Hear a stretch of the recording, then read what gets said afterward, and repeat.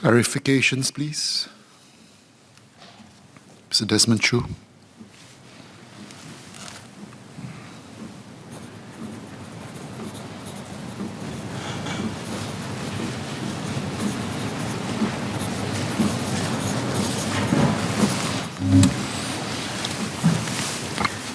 Mr. Chairman, I have two clarifications for the Minister. I want to thank the Minister for surfacing COMPASS as a framework to improve foreign worker complementarity.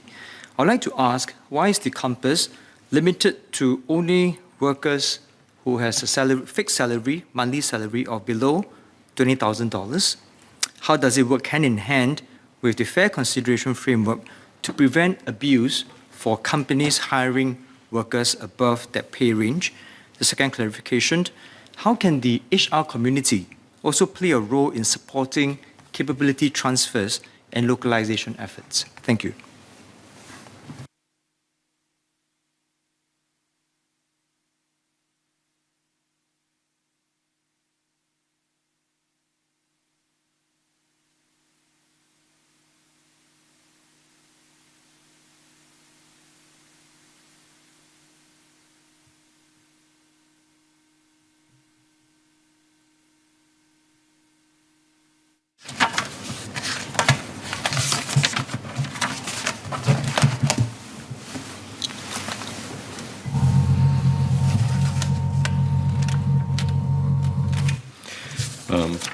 I want to thank the member, Mr. Desmond Chu, for checking with us on the 20,000 bar. Now, we took a practical approach on this. The EP holders at the $20,000 mark, they are typically senior management. They include C-suite personnel and specialists at the top of their field. And this is especially so in certain sectors, including even some of the SMEs. They would most likely have gone through even more selective hiring processes to be appointed in their company, since these roles typically require very specific capabilities or skill sets. And regardless of these exemptions, firms are expected to practice fair hiring and also to develop their own local talent pipeline. And more importantly, our focus was to continue to help Singaporeans rise to the top by enabling them to compete strongly. Just like all of the qualifying salaries, this 20,000 exemption bar is also not carved in stone, and we will review it from time to time. As an aside, we actually look at the numbers that would cover the local PMETs, and we find that this is the level at this particular point in time that would cover quite a high majority of individuals. Hence, the bar at this point in time is at 20,000. Perhaps, can I... now, in terms of the HR community playing a role in supporting capability transfer and localization efforts, I think that what we work with in terms of working with the SHRI and also the IHRP, as well as multiple companies with trade chambers and so on, we exhort them to work very closely in undergoing, in HR managers undergoing courses to continue to keep themselves updated with regards to our policies and the improvements towards our framework, whether it's the fair consideration framework to, of course, now the new COMPASS that we're going to roll out. And we believe that for those companies that have a very progressive and a very forward-looking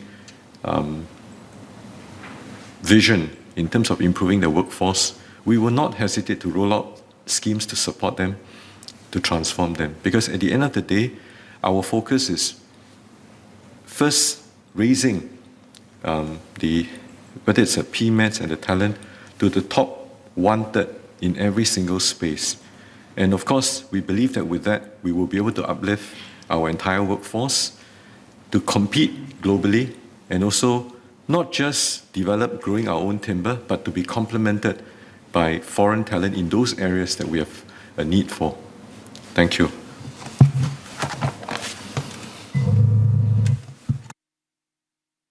See Leng.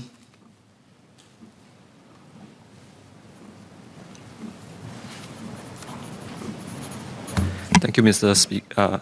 Chairman. I have two clarifications for the Minister. Will the transparency of the Compass framework allow employers to game the new system? And two, will the new Compass framework allow for more EP holders into Singapore? Thank you.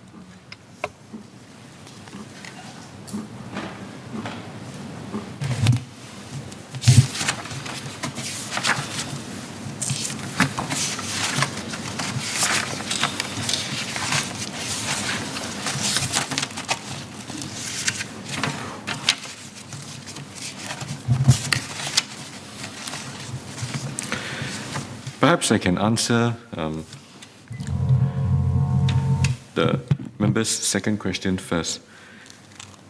Compass is an additional stage in the entire application for the EP process. So in no way will it loosen our current EP framework. The fact that the majority of our firms, as well as the current existing EP holders, meet our complementarity bar is an encouraging one. And Compass affirms the value they bring. It instills the disciplines on such firms to continue to select complementary candidates, upholding diversity and also support for local employment. Now, so Compass is an added framework, an added system on top of the first level, which is that of the qualifying salary for the E-Pass. Now, there are and there will be some firms who do not meet this bar. These include firms that make a habit out of hiring EP holders not due to their high caliber or skills, but based on the convenience of old networks, an old boys kind of club, and without heed of our calls to develop the workforce. Compass ensures that these firms cannot simply carry on with their status quo, and they must fundamentally relook at their hiring practices. Now, as far as the gaming itself is concerned,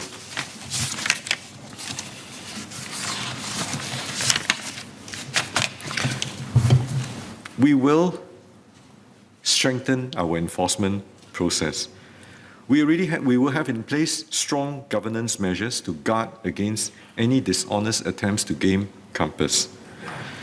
Today, we already have processes to enforce against fraud for criteria considered in our current framework, such as salary and qualifications.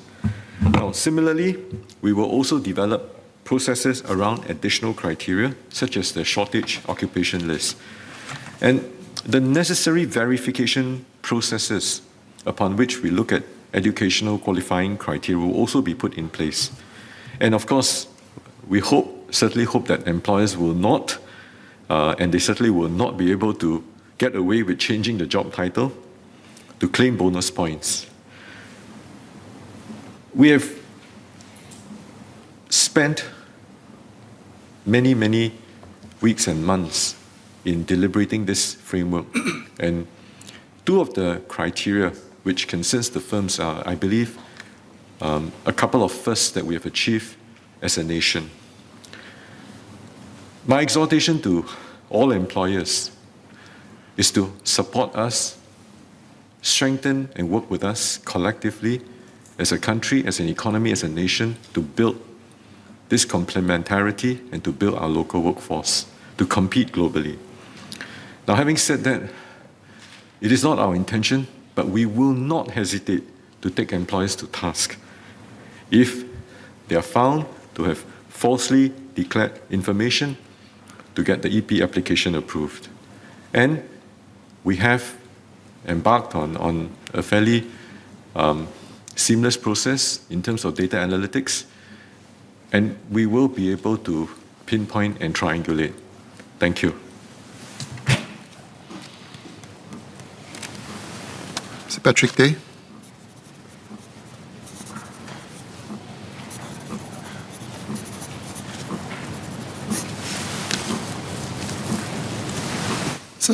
So I have two clarifications from Minister. First, under the new Compass framework, what constitutes top-tier institution, and at what level, and if qualification needs to be relevant to the job that's going to be performed.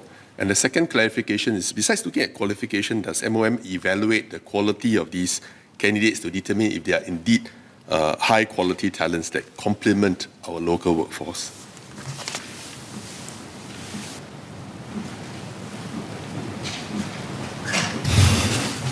I thank Mr. Patrick Tay for highlighting this point.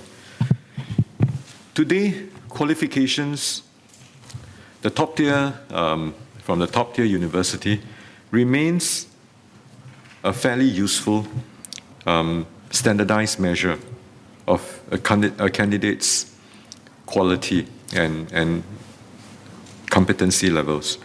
Now, other factors such as relevant working experience, they are more subjective and they're more difficult to assess at scale. The qualifications are one criteria under COMPASS itself.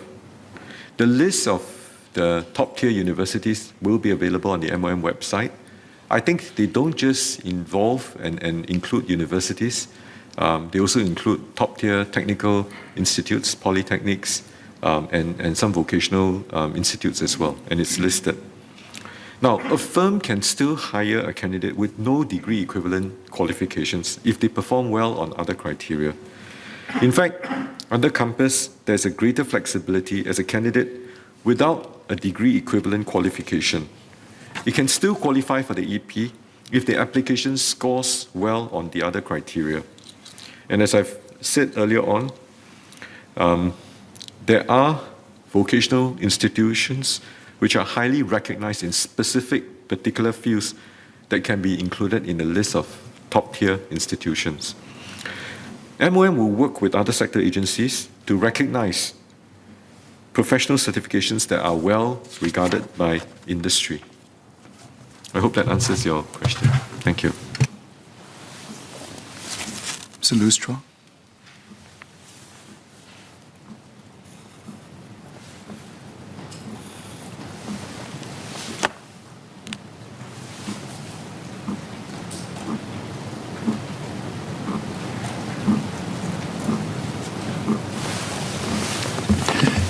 Thank you, Chairman. I've just got two clarifications. The first is regarding the own account workers welfare cut that I filed. In relation to in terms of the gig economy workers, I just wanted to ask if efforts can be done to ensure that they at least earn a fair wage in terms of reference to locals working part-time, earning at least $9 per hour as per the LQS, given that these workers, they're not really in control in terms of their earnings power and are subject to all these incentives. And the second is in relation to the cut on the LRIS. My question is really whether or not the Expert Investment Council has already completed its work and whether the government still intends to roll out the LRIS. I think the reason being, if you look at where the global markets have been since August 2016 when the recommendations were put forth, they've been up 67%. So this delay does have a real cost and opportunity cost to our members in terms of their retirement adequacy. Thank you.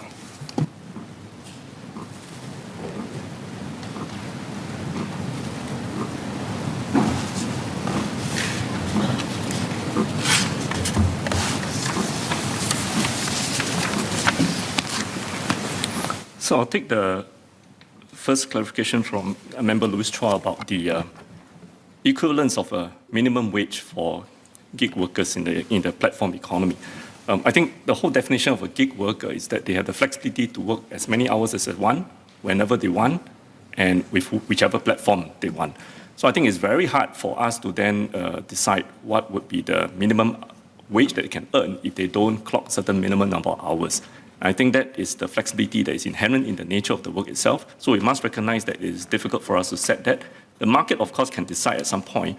But in our work looking at the platform workers, we are specifically looking at three areas, which is the housing and retirement adequacy, the basic workplace protection against injuries, and some of these payment-related algorithms or wage-related outcomes could well be left to the third part of the work, which is actually on representation by either a body of platform workers or perhaps the unions as well, can be a voice for the workers to seek better compensation and remuneration. Thank you, sir. Mr. Liang Eng Hua.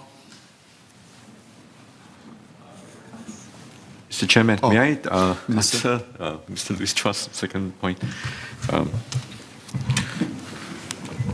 Apologies, luckily I caught it in time. Just to reassure the member, the expert council is indeed still evaluating. I think there's been a sizable, in fact, I would even call it sizable, there's been a black swan event that has happened within the last 2.5 years. And I think given the current volatility and the crisis in Russia and Ukraine, if we had, I think, taken on certain sort of positions, I think just prior to this in say 2019 and so on, I think we would have been quite badly affected. So I think that when it's ready, we certainly will come back and update everyone in Parliament. Thank you for your patience. Thank you. Liang Eng-hua. Thank you, sir. I thank the Minister for his assurance that MOM will be very watchful of companies who will game the system. I'm referring to Compass.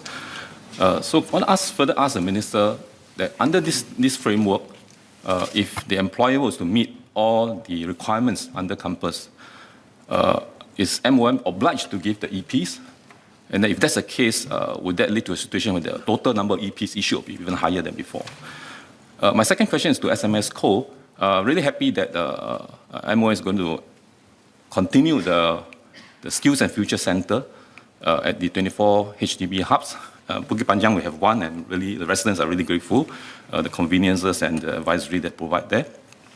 So can I ask the SMS whether would the center go further to beef up capabilities to do more local job matching, and with the intent to bring back or facilitate stay-at-home mothers or the seniors to come back to rejoin the workforce?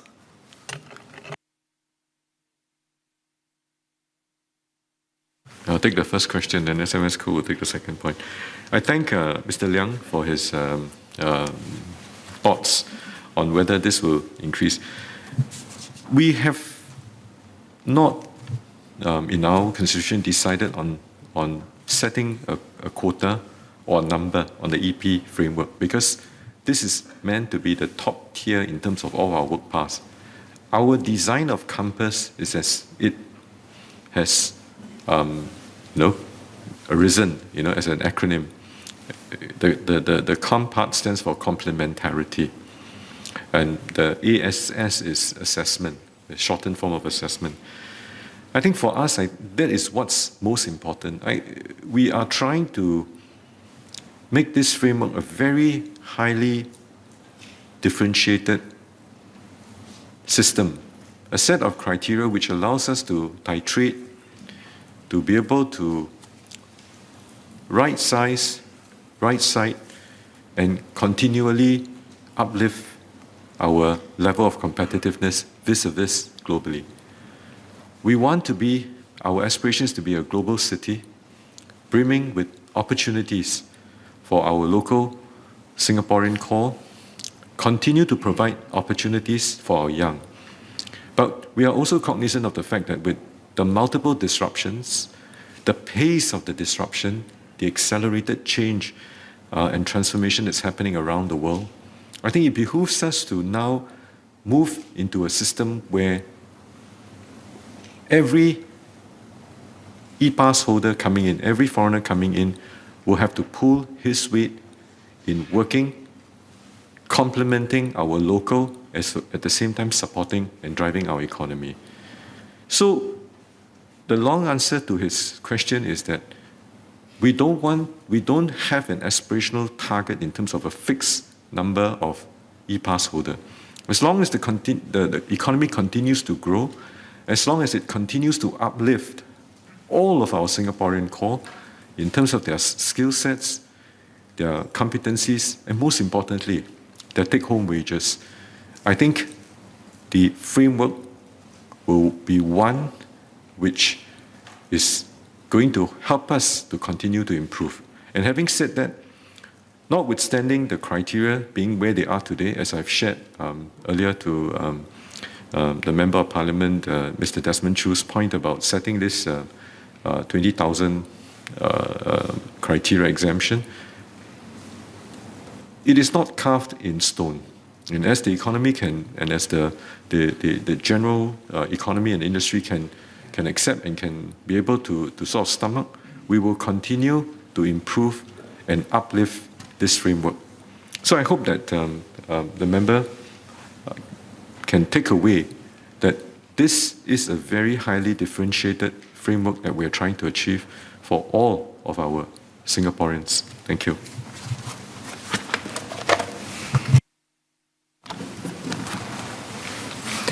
So in response to Mr. Liang Eng Hua's question, as of end December 2021, the SG United Jobs and Skills Centre assisted more than 24,000 job seekers. Let me explain that this 24 centres are actually an extension of the 5 main centres that are distributed around the island run by WSG and NTUC's E2I. So they are actually forward deployed nodes actually to be more embedded in the heartlands to actually allow easier access of many of our heartlanders who are job seekers as well. And in that sense, the main career centres actually curate all the jobs that are available, put them on the My Careers Future portal, but at the same time, as the main centres look at the jobs that are put onto the market, they actually do curate them according to the vicinity of each of the forward deployed centres and should push out this job list to the centres as well. So that job seekers who are probably within one of the nearest centres, when they look for jobs, the centres can actually also recommend jobs that are closer to where the job seeker stays, so that it actually helps to facilitate some of these part-time work or people who may have mobility issues who want to work closer to home. So I want to assure Mr. Liang Eng Hua that this is already being done today. Thank you very much. Mr. Gerald Giam.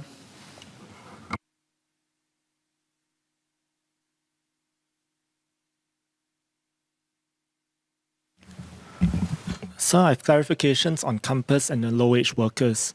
Will the shortage occupation list factor in both occupation and industry? For example, we may have a shortage of software developers in general, but not necessarily software developers in the financial services industry. And if such a distinction by industry is not made, MOM might be making it easier for companies like banks to hire foreigners without necessarily improving the opportunities for talented Singaporeans. Secondly, does MOM already use the Compass framework internally for evaluating EP applications? If so, does the Minister expect that the outcomes in terms of the foreign-local talent mix in companies to remain largely unchanged moving forward? On the national diversity attribute of Compass, can I understand if MOM sees some concentration risk in having too high a percentage of any one foreign nationality in a firm? If not, what is the policy intent of this criteria? And lastly, on the wages of low-wage workers, I know that by 2023, about 6% of full-time low-wage workers will still not be covered by the PWM.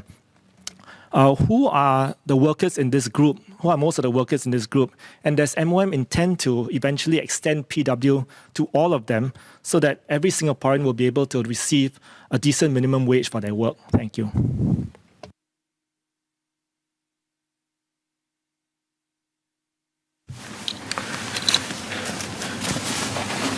Let me try to categorize Mr. Gerald Giam's questions. I think to his first point in terms of the whether we already sort of work on whether Compass was from the FCF. Compass has actually taken into consideration the many months of the data analytics in terms of the hiring patterns based on diversity, based on educational qualification, pay mix, and also the concentration of PMETs within the firm to come up with a fairly nuanced way.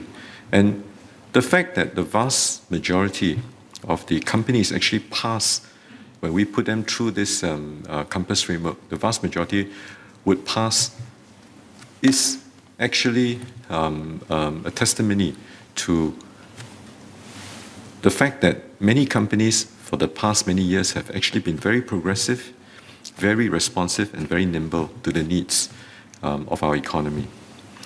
As far as the diversity itself is concerned,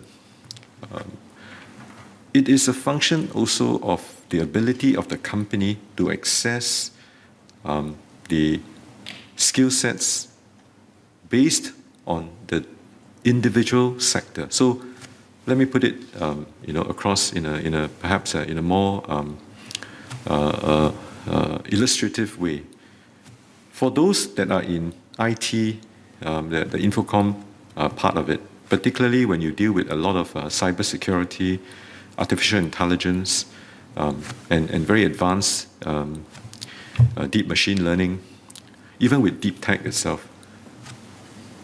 Depending on the source developments of these group of skill sets itself, you're not able to completely assume that you're able to get these skill sets from all over.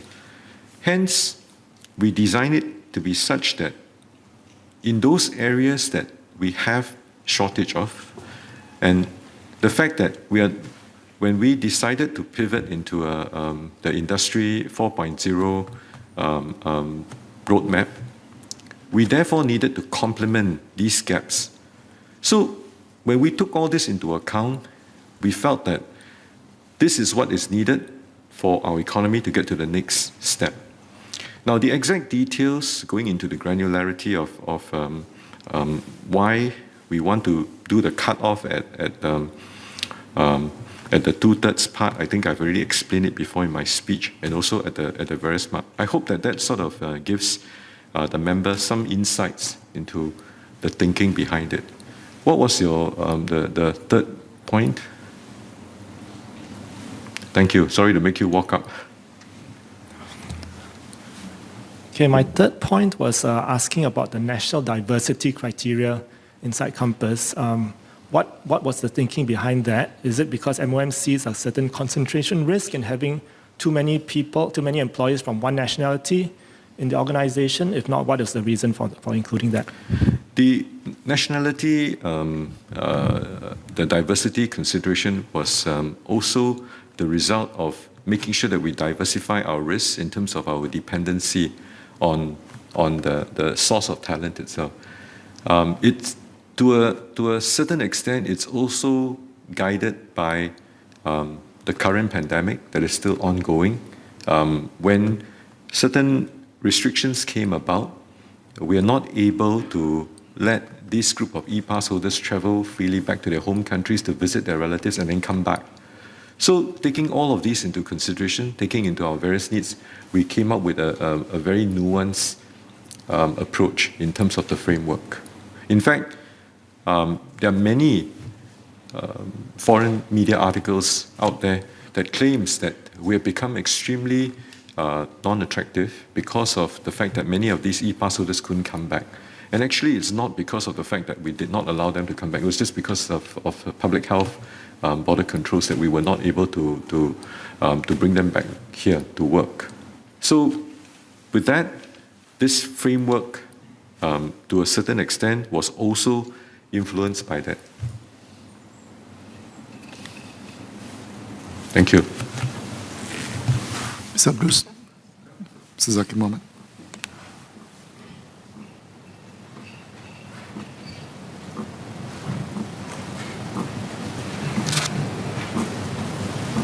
I thank the member for his question on low-wage workers and recognizing that the government has worked hard to cover 94% of our low-wage workers with our progressive wage moves.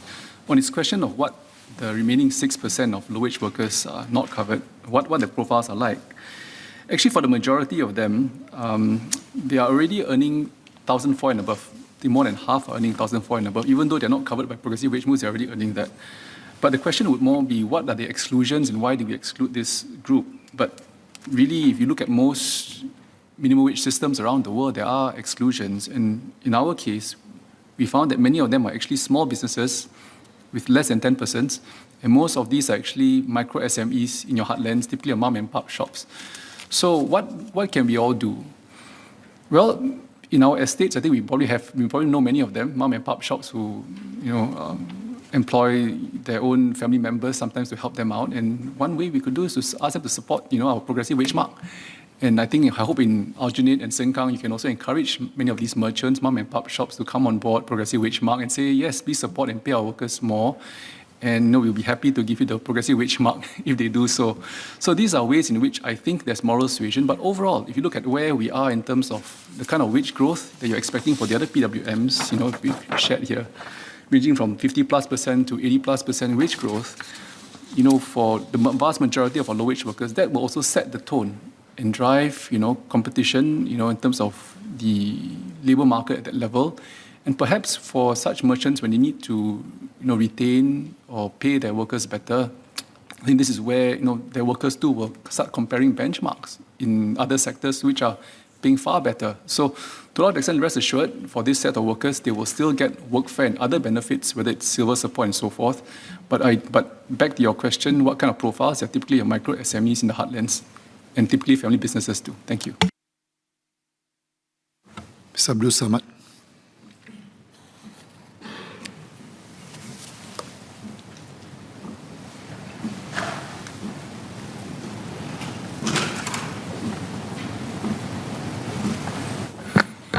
Chairman, I thank SMS Zaqy for sharing regarding the workfare income supplement. I would like to inquire more clarification for SMS Zaqy. My understanding of the 2005 is actually basic salary plus allowances. But today, maybe it's my first time, or just maybe it's my ignorance that it has to include bonuses, which means every year that worker cannot be earning more than 30,000. If he or she earns more than 30,000 annually, hence he or she does not qualify for the workfare income supplement. Next question, why I asked to exclude OT. I believe the government and we as a society wants to help those low income, right? So these low wage workers, why do they actually need to do the extra OT works to actually supplement the cost of living daily? So I hope while today the government here, SMS has explained that they have to include, moving forward, can we really explore? Because someone said that he needs to do OT, he wants to earn that extra income to meet the cost of living, and also he's spending time away from his family. Do we actually want to take that into consideration by excluding OT pay? Thank you.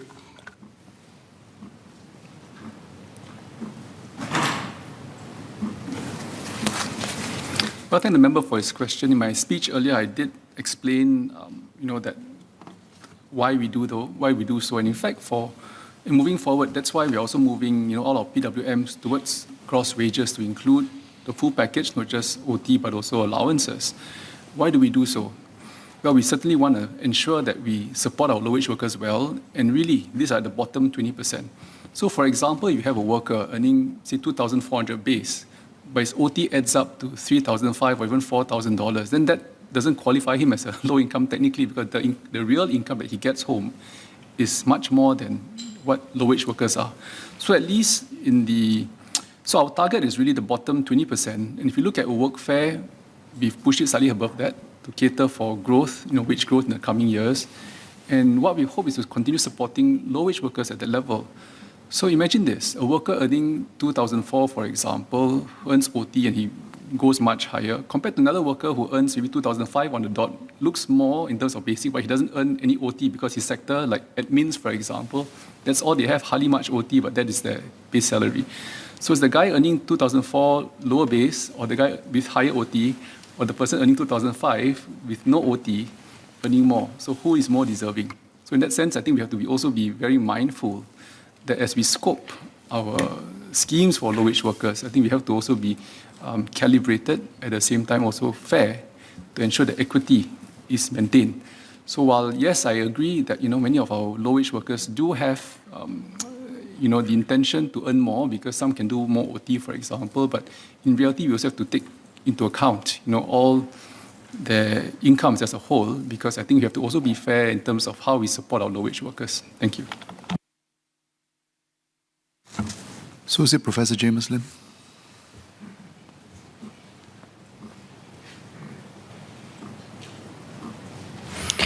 Thank you, Chair. My two clarification questions about the Compass framework. The first has to do with the scoring which currently gives 20 points default to firms smaller than 25 PMETs. And I understand the premise behind that. The concern here, of course, is that it creates potentially a cliff edge effect for firms that are growing, such that it will be trickier for them to attain C3 and C4 to get up to 40 points in the event that they want to grow and become a medium-sized firm. The concern here, of course, is that we create an artificial ceiling for firms, just like it is for small firms in Italy, where they intentionally just stay below the size of, below the medium-sized threshold. My second question has to do with public data releases for the foundational criteria used to construct Compass. It would really help, I feel, if MOM will consider releasing data for subsectors to ensure firms and Singaporeans understand the reality of the given business environment. So for example, for C1 in salary, we have data reported on gross monthly income from work at the median as well as the 20th percentile, but it will be useful to have it for the other sectors. Similarly, for C2 qualification, it would also be useful to understand the level of the highest qualification for our resident labor force and of those employed. Thank you.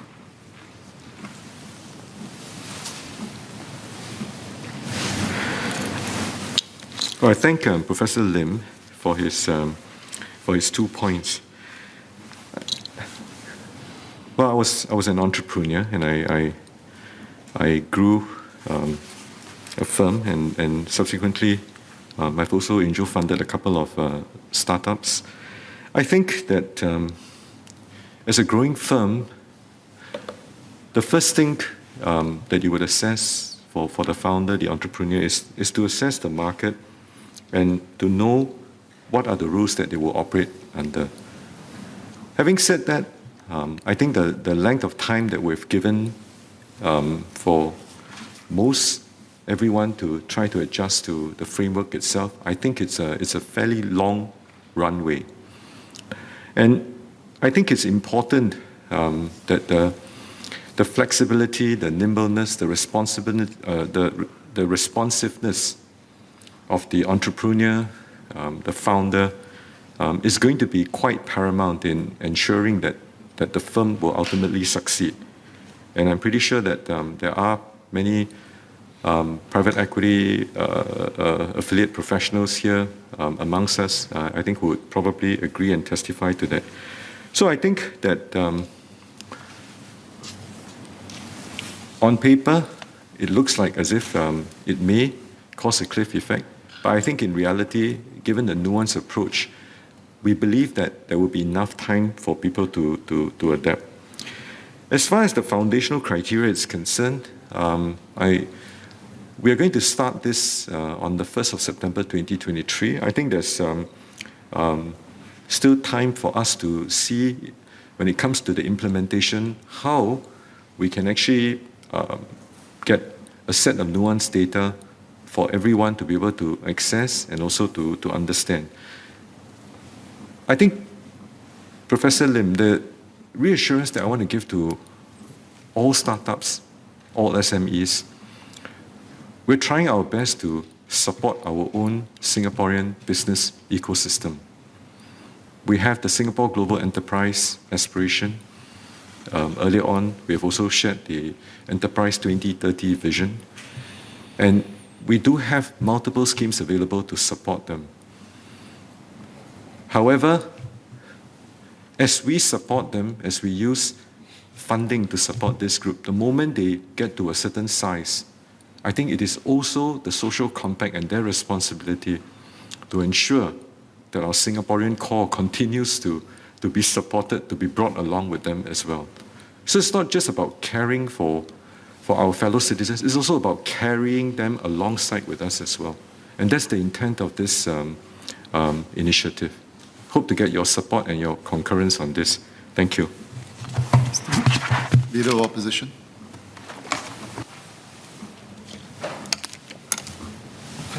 Thank you, Speaker. Just two questions. One really builds on the point Minister spoke about with regard to the support to build a strong Singapore core, which is, I think, the substance of this initiative to review the EP qualifying criteria exemplified by Compass. My question really picks off from a point I raised in my previous budget and COS debates last year about the capability transfers program. And just to inquire whether MOM considered in the renewal of EPs going forward, a contribution of EP or their companies as a bonus criteria if there has been a real transfer of skills to the Singapore core, whether that could be part of the system and structure in renewing EP holders, getting more EP holders into Singapore for in areas where there clearly is a need. Because I think this really will address a long-term bugbear that is a perception nonetheless that somehow the foreigners are not playing their part in contributing to the growth of the Singapore core. If there is some data set, some matrix that can show that that's not the case and that actually there is a skills transfer that can be objectively assessed, I think this would be helpful for the program. Another question, dealing with the EP framework. I think I understand today there are probably about 160 to 170,000 EP holders. Under the new qualifying criteria, how many EP holders today would not have been issued with the EP under the new criteria? So today we've got a fixed number. I think it's about 166,000 based on last year's data. If the new scheme applied today, how many of these individuals would not actually be given their EP? I'm just wondering if the Minister has that information. And my final point is a very short one. In his speech this morning, SMS Zaqy spoke about the workers who earn less than $500. I think he made a clarification of the 20,000 figure, but I didn't catch what the new figure was. I don't believe Minister shared it. I apologize if he did, but I'd be grateful if SMS could share what that number actually is. Thank you.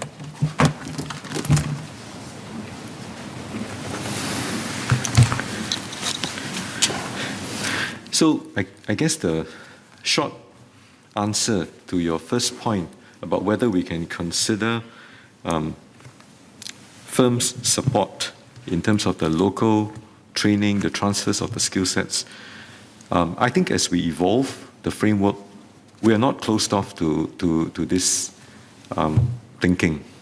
I think at some stage we will be able to continue to tweak the framework, and of course we need to ensure that that tweaking is not done, in such a sort of a fast manner that after a while companies who want to look into investing into our country itself will think that we are having a series of moving goalposts. That's not the intent. So the consistency, the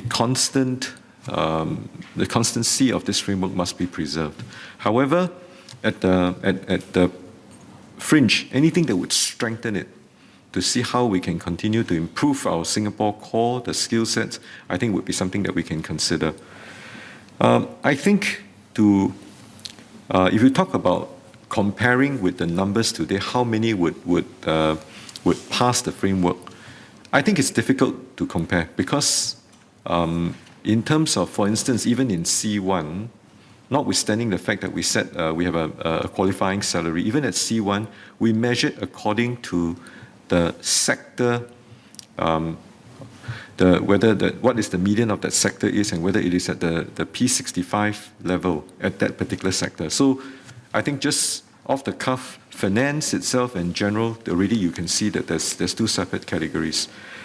But suffice to say, from now till the next 4-5 years, when all the renewals have taken that into consideration, I think that the churn would take care of whatever slack that exists today. Even if the numbers don't meet the complementarity framework, the Compass framework that we put up today, the churn would take care of that. And in terms of the perspective, today, on any given year, our churn is about 40,000 a year. So That is the number of new applicants applying to join and people leaving. So the churn is about 40,000 a year. So I think that churn would more than adequately take care of what we intend to do over that horizon. I hope that sort of gives you a picture of where we envisage we will move to. Thank you. So I thank Leader Opposition for his question. My clarification was basically to say Minister's speech quoting the 20,000 is the right number. Because the way I mentioned it, the way I clarified, some had interpreted as the number was different or lower. So I thought just to clarify that Minister's speech was the correct number. Mr. Shahril Taha, can keep it tight, please.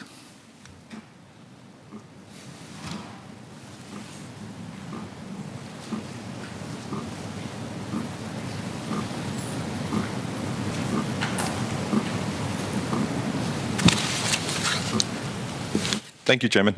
I'm heartened to hear about the role of COMPAS to strengthen the complementarity of our foreign workforce. However, I'd like to raise a few clarifications to the Minister. Firstly, how will it be... request you can just keep to one clarification. Okay. And let others to clarify. Can, Chairman. Firstly, so the clarification will be, how will it be administered?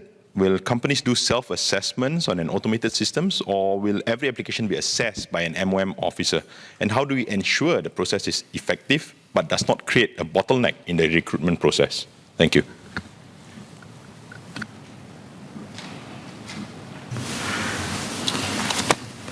I think in the interest of time, I'll keep it short. COMPAS will not make the application process more cumbersome or lengthier. Much of the information required is already collected upstream in our databases, such as the firm's workforce profile. We will be able to automate these processes so that the processing times will not be lengthened. Earlier on, in my main speech itself, I've also shared that there will be a rubric, a framework that will be published on our website. Companies, before they even apply, the candidate, they can actually score the potential candidate on the rubric itself and know before they even apply whether what is the chance of this EP being approved. Most of the businesses that we have spoken to, that we have gotten feedback from, appreciate the transparency, the clarity that COMPAS brings. And I think this is a very important feature for us in designing and implementing COMPAS. And I would add, I beg your indulgence, and that is, COMPAS is meant to tell the world that we are open, we are connected, and we're welcoming of foreign work pass holders to come in and work as long as they can help uplift our economy, contribute to our workforce in uplifting and strengthening the Singapore core. Thank you. End of clarifications. Mrs. Desmond Chu, would you like to withdraw your amendment? Chairman, point of order, Chairman. Yes, I would Mr. still Leong. like to ask questions. Time's up. Thank you. Mr. Desmond Chu, please proceed. Chairman, Mr. Leong. I say there are still questions.